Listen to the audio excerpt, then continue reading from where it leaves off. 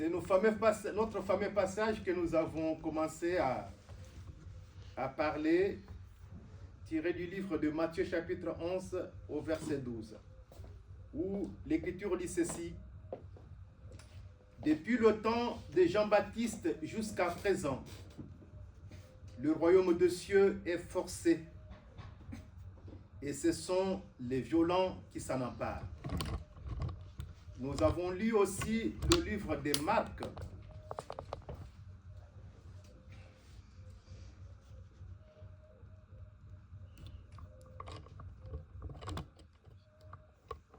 Marc chapitre 10, à partir du 46e verset, je lis au nom de Jésus-Christ. Amen. Ils arrivèrent à Jéricho.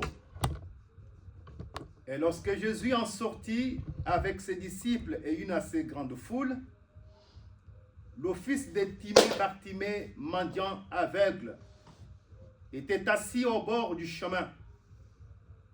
Il entendit que c'était Jésus de Nazareth, et il se mit à crier: Fils de David, Jésus, aie pitié de moi. Plusieurs le reprenaient pour le faire taire, mais il criait beaucoup plus fort: Fils de David, aie pitié de moi. Jésus s'arrêta et dit: appelez-le. Ils appelèrent l'aveugle en lui disant: prends courage, lève-toi, il t'appelle. L'aveugle jeta son manteau et s'élevant d'un bond vint vers Jésus. Jésus, prenant la parole, lui dit: que veux-tu que je te fasse? Rabouni, lui répondit l'aveugle, que je recouvre la vue. Et Jésus lui dit: va, ta foi t'a sauvé. Aussitôt, il recouvra la vue et suivit Jésus dans le chemin. Lisons Lévitique.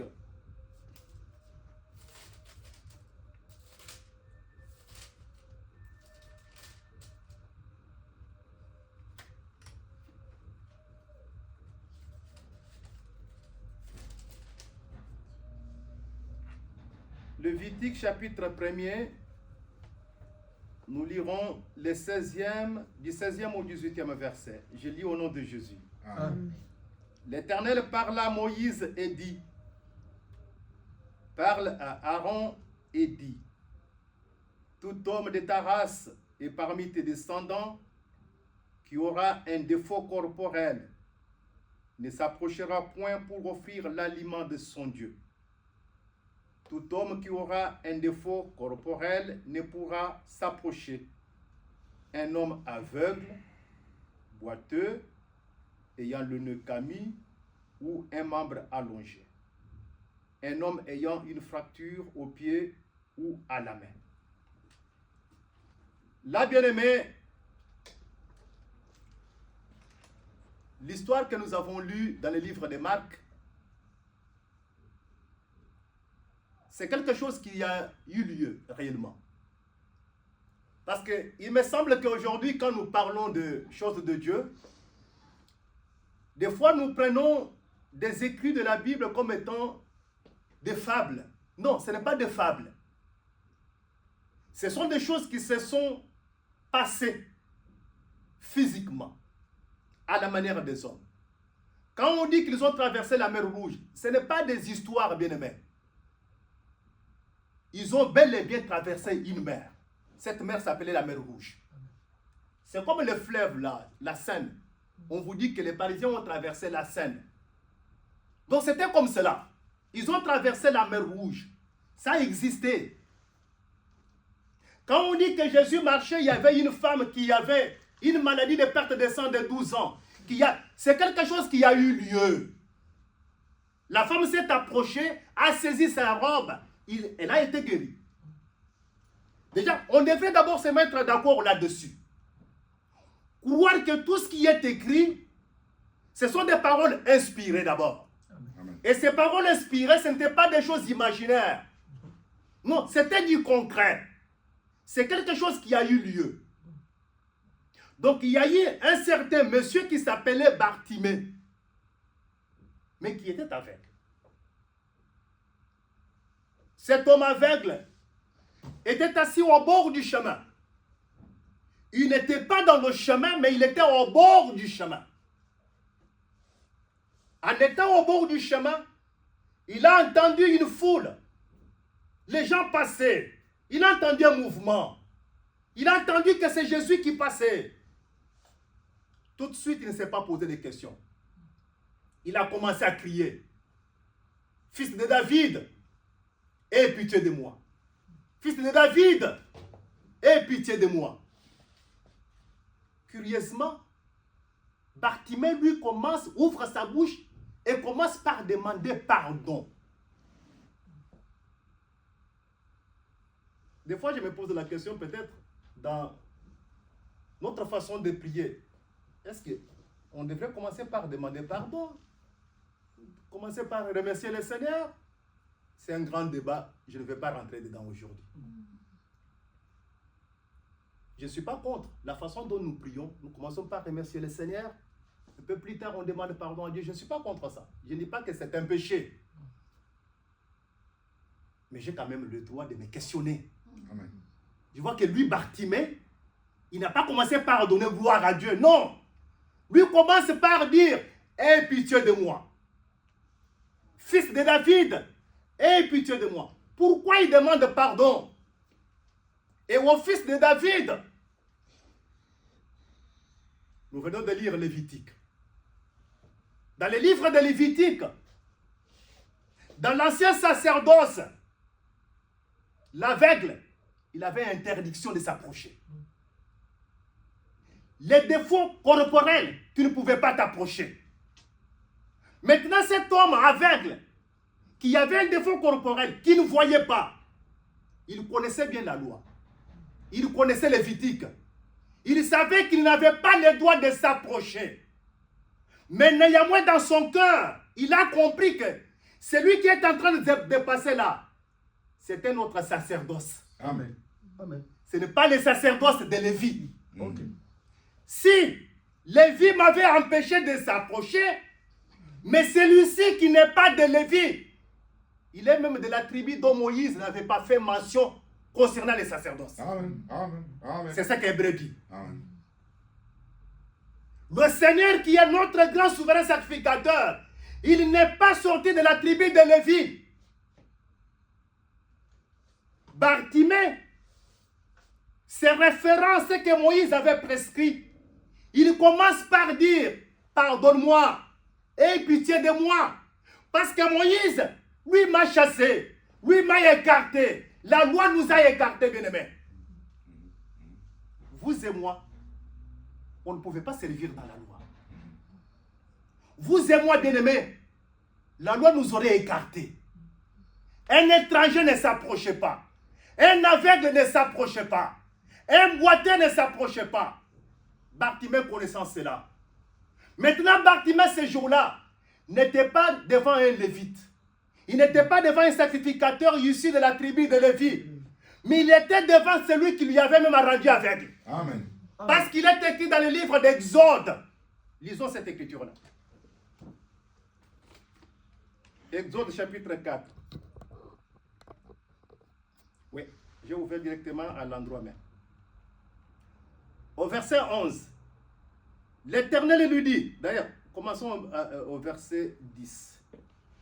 Moïse dit à l'Éternel, « Ah Seigneur, je ne suis pas un homme qui a la parole facile, et ce n'est ni d'hier, ni d'avant-hier, ni même depuis que tu parles à ton serviteur, car j'ai la bouche et la langue embarrassée. » L'Éternel lui dit, « Qui a fait la bouche des hommes, et qui rend muet ou sourd, voyant ou aveugle? N'est-ce pas moi l'Éternel? » Amen. Amen. Bartimée, il s'est rendu compte qu'il était en face de celui qui lui avait rendu aveugle. Parce que c'est ça que l'Éternel dit. Amen. C'est lui qui a rend aveugle, qui rend muet, qui rend sourd, qui rend voyant. Moïse l'avait chassé. Moïse l'avait empêché de s'approcher. Mais gloire soit rendue à Dieu. Dieu ne s'est pas seulement arrêté à la première alliance. Si Dieu s'était seulement arrêté à la première alliance, je vous garantis, il n'y aurait jamais eu la vie éternelle. Amen. Parce que la première alliance, si elle a été remplacée, c'est ce que Hébreu dit, que si la première alliance avait été sans défaut, on ne pouvait pas parler de la remplacer par une nouvelle. Si elle a été remplacée, c'est parce que dans la première alliance, il y avait beaucoup de défauts. Entre autres, à cause d'un défaut physique, je ne peux pas m'approcher. Je suis considéré déjà comme un pécheur, comme un homme impur. Si vous voulez l'alliance du matin, l'alliance lévitique, c'était une alliance qui tenait aussi compte des apparences. Parce que tu peux avoir un cœur tortueux, mais le fait d'avoir fait tes ablutions, tu paraissais parfait devant le Seigneur. Le fait d'avoir fait tes ablutions, d'avoir apporté des sacrifices, tu pouvais avoir accès. Mais nous, à notre alliance ne tient pas compte des apparences. Notre alliance, bien-aimé, ce n'est pas seulement les apparences. On ne peut pas faire des apparences, bien-aimé. Là, j'ouvre des parenthèses. Un enfant de Dieu ne vit pas des apparences. Amen. Je fais semblant d'être un frère parce que je suis au milieu des frères. Non. Je fais semblant d'aimer mon frère, j'appelle mon frère, ma soeur. Non. Alors que mon cœur est plus loin de lui. Non. Dans notre alliance, le Seigneur dit, ces peuples, ils m'honorent de bouche seulement, mais son cœur est très loin de moi. Et dans notre alliance, il est écrit, ce n'est pas ceux qui m'appellent Seigneur, Seigneur, mais ce sont seulement ceux-là qui font la volonté de mon Père. Mais dans l'alliance lévitique, c'était des apparences. Maintenant, Bartimée, reconnaissant que la personne qui l'avait rendu aveugle est en train de le passer. La personne qui avait fait que lui, Bartimée, soit exclu de la première alliance est en train de passer. Ainsi, il a dit, aie pitié de moi. Il a demandé qu'il lui pardonne. Il dit, fils de David. Parce que la nouvelle alliance, le sacrificateur, il n'est pas lévitique, mais il est de la tribu de David. La tribu de Juda, d'où est sorti David. Il avait compris que si je suis aveugle, ce n'est pas de ma faute. Mais Moïse lui faisait croire comme si c'était de sa faute. Et même cela était considéré comme étant une souillure, comme un péché. Mais je suis né aveugle, je suis né boiteux, ce n'est pas de ma faute.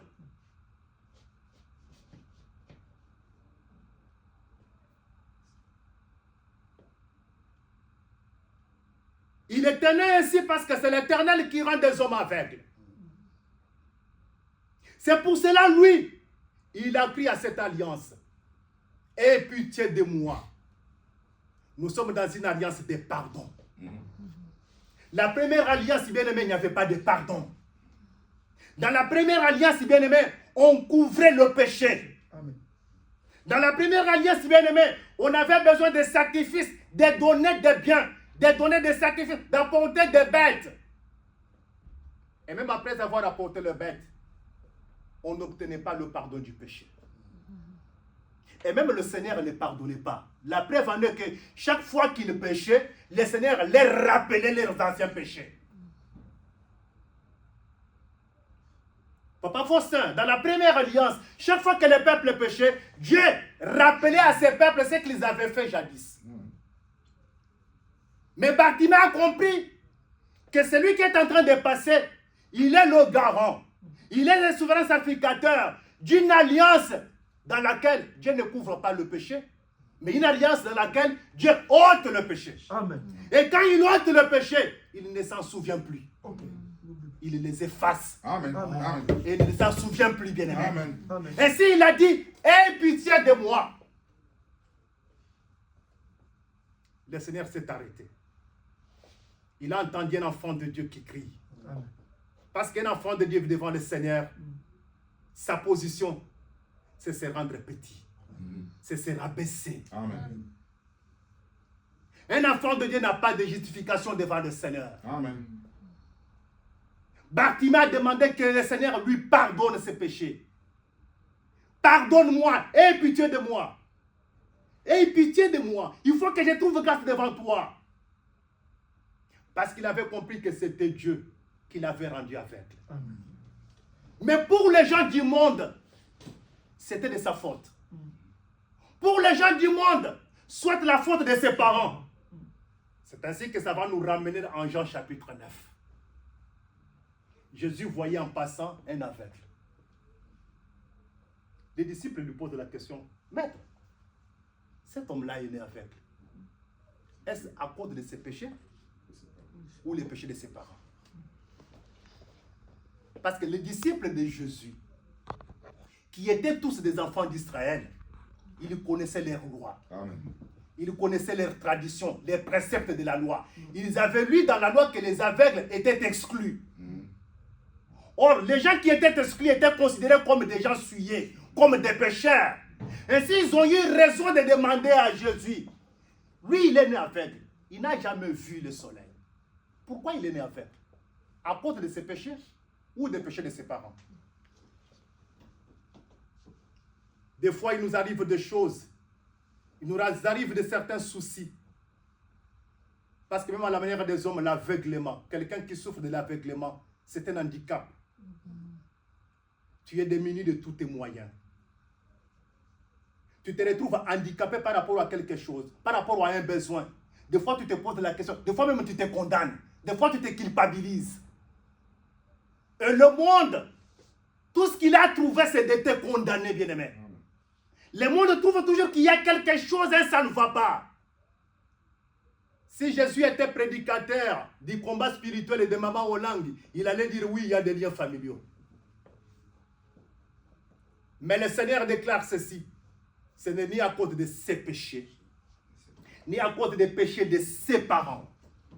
Mais il est né aveugle pour que les œuvres de Seigneur, les œuvres de l'Éternel soient manifestées au travers de lui. C'est quoi les œuvres de l'Éternel, bien-aimé? Les œuvres de l'Éternel, c'était manifesté au jour de la création. Oh, la première œuvre de l'Éternel au jour de la création, c'était quoi? Les premiers jours. Créer la terre. Les premiers jours. Que la lumière soit La et la lumière fut. fut. Or, celui qui est aveugle, il ne voit pas. Amen. Comme en lui, Jésus dit, il faut que les œuvres de Dieu soient manifestées au travers de lui. Il faudrait que cet homme commence par voir quoi? La première œuvre au jour de la création. Il démontre par là que c'était lui qui avait rendu cet homme aveugle. Parce que quand on est aveugle, c'est les ténèbres. On ne voit que les ténèbres. Les ténèbres qui nous entourent. Mais la terre, elle était entourée de ténèbres. Il y avait des ténèbres partout. Il aurait fallu que le Seigneur se mette en œuvre. Commence par faire ses œuvres. Et la première œuvre, c'est que la lumière soit. Et la lumière fut. Il sépara la lumière d'avec les ténèbres. Il appela la lumière jour et les ténèbres nuit. Et là, il a opéré ces miracles ces jours-là. Pour séparer les ténèbres qui entouraient cet homme avec la lumière, et que la lumière voit, et qu'il voit la lumière. Dieu a fait cette première œuvre. Comment? Il a craché à terre. Il a fait de la boue. Il lui a dit, va au réservoir du Siloé. Or, cracher à terre, c'est la parole faite chair tout simplement. Sa salive qui prend la poussière et qui devient de la pâte, c'est la parole faite chair. Maintenant, cette parole faite chair va au réservoir de Siloé. Le nom qui veut dire envoyé. Donc, un homme qui voyait les ténèbres partout, qui était dans les ténèbres lui-même. Mais quand il rencontre l'envoyé de Dieu, les réservoirs de Siloé, cet homme, après s'être lavé le visage, il voit clair. Il voit la lumière, bien-aimé.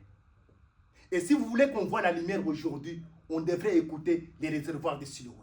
Et les réservoirs de Siloé, bien-aimé, aujourd'hui, c'est le ministère. Amen. Car le ministère ne travaille qu'avec la salive qui avait été mélangée à la poussière pour devenir la pâte. La parole faite chair. Amen. Le ministère ne présente rien d'autre que la parole faite chair. Amen.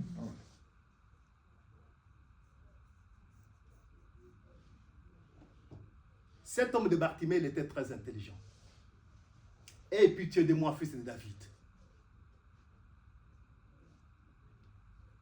Appelle-le. Il a pris son courage de deux mains, il s'est approché du Seigneur. Que veux-tu maintenant que je fasse pour toi? La première des choses, c'est reconnaître que cet homme-là, si seulement il pouvait s'arrêter, je pouvais m'approcher de lui, je guérirais de mon mal, je guérirais de ma maladie, je recouvrirais ma vie. Il avait de l'assurance. C'est que cet homme connaissait l'écriture qui dit que tous ceux qui s'approchent de Dieu sachent premièrement qu'il existe et qu'il est rémunérateur de tous ceux qui le cherchent. Amen. Il connaissait l'écriture qui dit que approchez-vous du trône de grâce de Dieu avec assurance afin de trouver miséricorde. Il connaissait ça. C'est pour cela qu'il a commencé. Aie pitié de moi. Et le Seigneur s'est arrêté. Il s'est approché. Le changement de sacerdoce. Gloire soit rendue à Dieu. Nous sommes dans un sacerdoce où le Seigneur lui-même, pour inaugurer notre sacerdoce, il n'a pas pris le sang des boucs et des taureaux. Ce n'est pas le sang des boucs et des taureaux qu'il a cherché. Allons lire les livres d'Hébreux.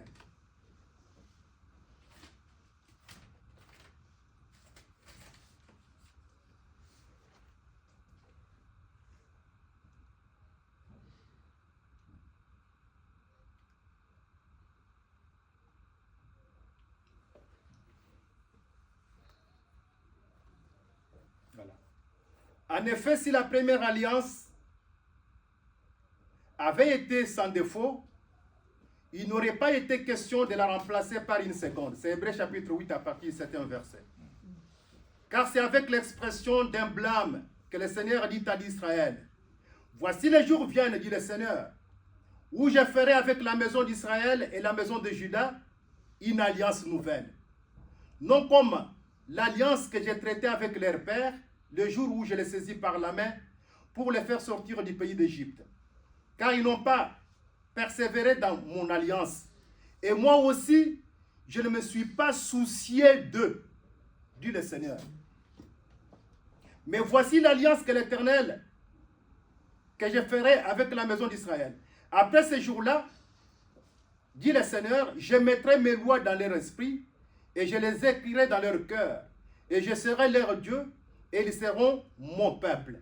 Aucun n'enseignera son concitoyen, ni aucun son frère en disant, connais le Seigneur, car tous me connaîtront, depuis le plus petit jusqu'au plus grand d'entre eux. Ça, c'est une alliance où le Seigneur déclare clairement que je serai leur Dieu et ils seront mon peuple. Quelque part, il est écrit que si le sang de bouc et de taureau pouvait tout simplement apporter une couverture de péché pour des gens qui avaient péché, qui présentaient ces offrandes-là. Mais nous, dans notre alliance, on n'a pas besoin de matériel. On n'a pas besoin des offrandes. On n'a pas besoin de recourir au sang de bouc et de taureaux. C'est pour cela que vous ne nous entendez jamais donner des intentions de prière du genre « Invoquons le sang de Jésus », que le sang de Jésus tombe ici comme on l'entend souvent. Que même quelqu'un qui mange, que le sang vienne purifier le repas. Mais si le sang de Jésus est dans le repas, mais tu ne pourras plus manger. Je serai toi, mais je vais vomir, frère. Le sang dans le repas, mais je vais vomir. Donc, nous, le sang de Jésus, ce n'est pas sur les micros et les micros qui crachent. Non, le sang de Jésus, non. Les micros, quand c'est un problème technique qu'il faut résoudre. Ça n'a rien à voir avec les choses des esprits, bien-aimés. Le problème, c'est qu'on veut tout. On voit le diable partout. Et on veut tout spiritualiser, bien-aimés. Bartimée a compris qu'avec cet homme de Jésus, non seulement j'obtiendrai le pardon de mes péchés, parce qu'après avoir obtenu le pardon du péché, le Seigneur a marché avec lui dans le chemin. Or, avant le pardon de ses péchés, avant de recouvrir la vie, il était au bord du chemin. Nous étions comme lui, Bartimée, au bord du chemin. notre aveuglement est venu de Dieu. Parce que c'est Dieu qui a permis la chute au jardin d'Éden. C'est à partir de la chute du jardin d'Éden, qui venait aussi de Dieu, qu'aujourd'hui nous avons connu l'aveuglement. Nous avons connu les défauts corporels. Nous avons connu des problèmes. Et nous sommes restés au bord du chemin. Maintenant, il n'y a que la personne qui a causé ces dégâts. Il n'y a que lui qui soit capable de venir le réparer. Amen. Amen. Amen. C'est pour cela que Bartimée n'a pas crié le nom de quelqu'un d'autre. C'est pourquoi Bartimée n'a pas imploré, il n'a pas demandé au secours à l'ONU, non. C'est pourquoi Bartimée n'a pas cherché ailleurs. Il est allé à la source. Il est allé à la personne qui était auteur. Parce qu'il est écrit que le bien et le mal viennent de l'Éternel. Il est allé voir celui qui était l'auteur. C'est à celui-là qu'il a frappé la main. Il a crié, il a imploré grâce. Aie pitié de moi. Moi, je ne manque jamais dans mes prières de demander, Seigneur, aie pitié de moi. Amen. Parce que des fois, bien aimés, nous péchons sans nous rendre compte. Amen. Et la Bible qui dit que si le Seigneur pouvait garder les souvenirs du péché, personne ne pouvait subsister devant lui. Amen. J'aime bien la prière que fait. 2 hommes étaient partis pour prier. Un pharisien et un sadducéen. J'aime bien la prière du sadducéen, qui s'est frappé la poitrine, très loin. Il dit, Seigneur, sois apaisé envers moi. Je ne suis pas digne d'élever mes yeux au ciel. Sois apaisé envers moi. Mais l'autre de son côté disait, moi je jeûne 2 fois la semaine. Je donne ma dîme de tout. Je ne suis pas comme ces publicains. Parce que les publicains, il était réputé d'être dans les mauvaises affaires. Dans les sales draps. Connaissez-vous Zachée, qui était un publicain? Il était dans les sales draps. Et le pharisien, lui, se voyait un homme juste. Un homme irréprochable. Et pourtant, la Bible dit que même les sacrificateurs, ils violaient la loi tous les jours des sabbats dans les synagogues. Parce que la loi disait de ne pas travailler. Et ils rentraient pour travailler, bien-aimés. C'est ce que Jésus dit. Il violait la loi. C'est qu'avec la loi, bien-aimés, il était impossible de plaire à Dieu. Avec la loi, bien-aimés, il était impossible d'être irréprochable devant le Seigneur. Amen.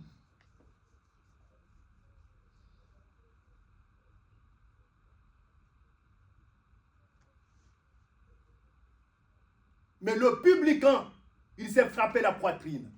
Il reconnaissait qu'il était un pécheur. Comme Bartimée a reconnu, il a sollicité que le Seigneur ait pitié de lui. J'ai dit Bartimée, il est retourné dans la création. Amen. Parce qu'au jour de la création, Bartimée savait qu'au jardin d'Éden, ses arrière-grands-pères étaient tombés. Et la Bible dit que cette transgression est devenue condamnation. Et tous son péché ont été privés de la gloire de Dieu. Ce n'était pas seulement Adam, mais tous ceux qui sont nés d'Adam. Tous on était des pécheurs. Ainsi Bartimée, reconnaissant cela, il a sollicité le pardon. Il a dit, aie pitié de moi. Là, c'est dans notre dispensation. La dispensation des pardons. La dispensation où l'homme s'humilie, où l'homme demande pardon. Amen. Mais dans l'ancienne dispensation, il suffisait d'avoir de l'argent. Il pouvait se permettre de tout. Parce que j'ai fait quoi? Ça demande quoi? Un taureau, il achète un taureau. Ça demande quoi? Des tourterelles, il achète des tourterelles. Ça demande quoi? Une vache rousse, il achète un vache rousse. Et je ne vais pas dire que c'était réservé pour des riches. C'était pour des gens qui avaient des biens, qui avaient des moyens. Parce que même une tourterelle, mais il fallait s'en acheter. Il fallait avoir de quoi s'en acheter, bien aimé. Mais gloire soit rendue à Dieu. Dans notre dispensation, on n'a pas besoin de donner ni une tourterelle, ni une vache rousse, ni un taureau. Parce que toutes ces choses, c'était de l'ombre des choses à venir. Et le corps de toutes ces choses se trouve en Jésus-Christ. Amen. C'est pour cela qu'il est écrit, tu n'as voulu ni sacrifice, Ni offrande. tu n'as voulu ni offrande, ni holocauste, Amen. mais tu m'as formé un corps. Je viens pour faire, oh Dieu, ta volonté. Amen. Oh, la volonté de Dieu, c'est que tous les hommes soient sauvés. Amen. C'est le seul qui est venu pour faire la volonté. la volonté de Dieu, qui consiste à sauver tous les hommes. Et la volonté de Dieu, qui consiste à sauver tous les hommes, a fait que cet homme de Bartimée a reconnu d'abord sa position. Aie pitié de moi. Par là, Bartimée s'est montré violent. Il s'est fait violence. Dans la grâce nous demande aussi de nous faire violence, bien-aimés. Parce que s'il est écrit qu'il persévérait dans l'enseignement des apôtres et dans la prière, il se faisait violence, bien-aimés. Je pense que parmi eux, il y avait aussi des gens qui travaillaient. Mais ils trouvaient le temps pour aller écouter et pour aller prier. D'ailleurs, au passage, que le Seigneur bénisse tous ceux qui viennent toujours dans cette assemblée. Amen. Que ce soit les mardis, que ce soit les jeudis. Amen. Parce que parmi nous, il y a des gens qui travaillent aussi. Amen. Ici, c'est un monde dans lequel tout le monde travaille. Mais ils trouvent toujours le temps pour venir. Amen. Sauf si votre travail, votre planning ne vous a pas permis, ne vous a pas donné cette facilité de venir. Mais si, même en finissant 18h, arrivez même en retard, bien aimé. Parce que s'il n'y a pas de fidèles, il n'y aura pas de culte. Amen. Le ministre seul, l'apôtre ou le pasteur, le docteur seul, il ne va pas prêcher les chaises. Dieu n'a pas envoyé sa parole pour les chaises, non. Il a envoyé sa parole pour ses enfants. Amen.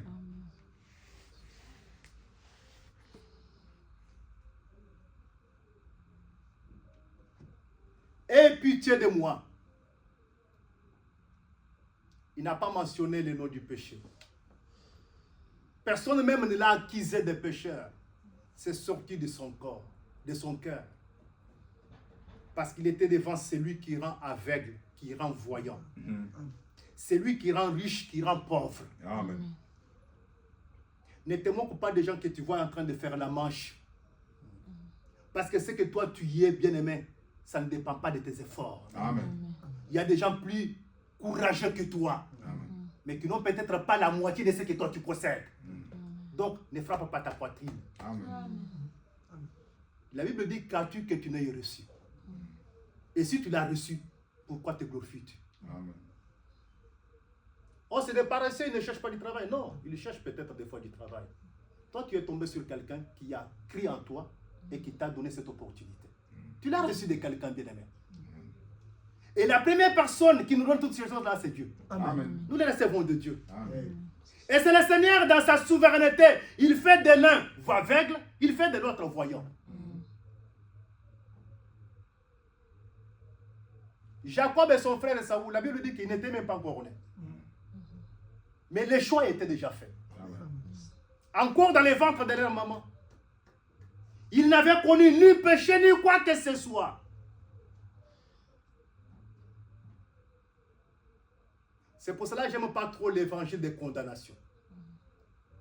L'évangile qui consiste en permanence à condamner les gens. À voir le mal partout. Non, bien-aimé. Dieu ne voit pas le mal partout. Cet homme aveugle, Jésus a dit que ce n'est pas à cause de ses péchés. Ce n'est même pas à cause des péchés de ses parents. Il y a des choses, c'est Dieu qui te met à l'épreuve. Amen. Et quand Dieu veut te mettre à l'épreuve, il est souverain dans ce qu'il fait. Amen. Il peut faire ce qu'il veut, bien-aimé. Amen. Mais si c'est l'épreuve qui vient de Dieu, sache que l'épreuve auquel ou dont tu fais objet, c'est que tu peux encore le supporter. Amen. Parce que la Bible dit que Dieu qui nous aime ne permettra pas Amen. Que nous soyons tentés au-delà de notre force. Amen. Bien aimé, si tu passes 3 mois sans boulot, c'est que Dieu estime que tu as la capacité de supporter. Amen. Si à ton boulot, tu as une jeune femme qui te tourne autour, Dieu sait que tu as encore la force de supporter ça. Amen. Non, ce n'est pas à cause de ses péchés, ni à cause des péchés de ses parents. Mais c'est pour que les œuvres de Dieu soient manifestées à travers lui. Et les œuvres de Dieu, c'est la création de Dieu. Et au jour de la création, la première œuvre, c'était que la lumière soit. Et exactement dans la vie de cet aveugle-là, il a fait la même chose, que la lumière soit. La lumière est venue. Et il a dit à cet aveugle, je suis la lumière du monde. Amen. Aie pitié de moi. Ce que Moïse nous avait privé, le Seigneur nous l'a accordé. Amen. Là où Moïse nous avait repoussé, lui nous a accueillis. Amen. Là où la loi nous a refusé des choses, le Seigneur nous les a accordées, bien-aimés. Selon la loi, on est des gens perdus, des gens sans Dieu, des pécheurs. Mais le Seigneur l'a accueilli ces jours-là. Lui qui était à bord du chemin, le Seigneur l'a ramené avec lui dans le chemin. Voilà ce qu'on voulait compléter à ce qu'on avait dit déjà dans le passé. Pour ce soir, que le Seigneur vous bénisse. Amen.